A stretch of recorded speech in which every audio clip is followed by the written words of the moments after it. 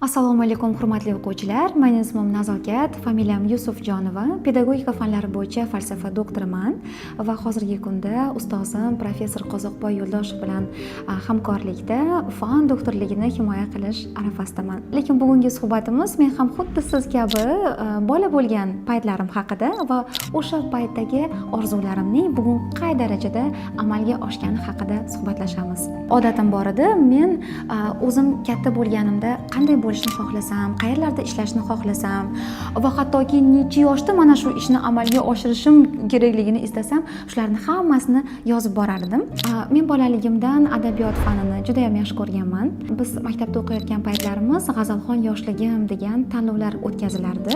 Men har yili mana shu tanlovlarda qatnashar edim. O'sha qatnashish chog'ida mendan televideniya yoki bo'lmasam radio muxbirlari intervyu olishardi. Mana shu intervyularning birida O'zbekiston radiosidan kelgan muxbir Shokir aka Siddiqov, siz mana shu O'zbekiston radiosiga, Kelajak tongi studiyasiga kelsangiz bo'lar ekan. Bu yerda bolalar eshitishlari yoziladi.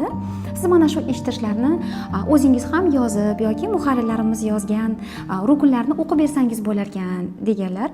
Ichim yonib, ko'zlarim yonib borganman radioga. Ishonsangiz, 8 yil davomida mana shu O'zbekiston radiosida bolalar uchun berilgan eshitishlarni olib borganman. Assalomu alaykum qadrli radio tinglovchilar.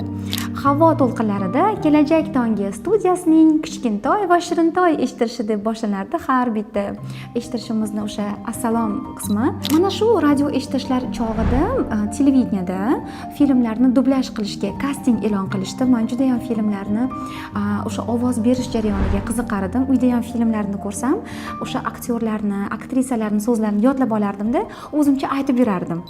Boyvachcha Rich degan filmni siz ham ko'rgansiz. Mana shu filmda Gloria obraziga ovoz berish uchun kastingga chaqirishdi. Biz bitta qahramonga ovoz berishga kastingga 52 ta qiz borganmiz. Nima balo, osmondan tushganmisan? Dunyodagi eng badavlat bola shu bo'ladi. Mana shu bitta gapni qayta o'qib, yodlab, hayajonlanib 52 ta qiz mikrofonga kelib aytib berganmiz. Va mana shu kastingdan meni tanlab olishgan va men 50 ga yaqin filmlarda film qahramonlariga ovoz berdim. Bu ham o'ziga yarasha mashaqqatli jarayon. Va meni yana bir orzuyim o'sha maktab darsliklarini varaqlar ekanman. Ayniqsa adabiyot darsliklarida asarlari berilgan, she'rlari berilgan shoir yozuvchilarni rasmlariga ham diqqat bilan qarardim va kun kelib mening ham mana shu kitoblarda rasmim bo'lishini xohlardim. Oradan yillar o'tdi. Men filologiya yo'nalishida tahsil oldim. Maktab darsliklari yangilandi, yangi avlod darsliklari yozildi va faxr bilan ayta olamanki, bugun 5-sinf adabiyot darsligida mening ham ism familiyam bor. Faqat yozuvchi yoki shoira sifatida emas, mana shu darslik muallifi sifatida. Ishonamanki, sizning orangizda ham kundalik tutib, o'zining orzularini, rejalarini yozib boradigan o'quvchilar bor va bu juda ham yaxshi niyat.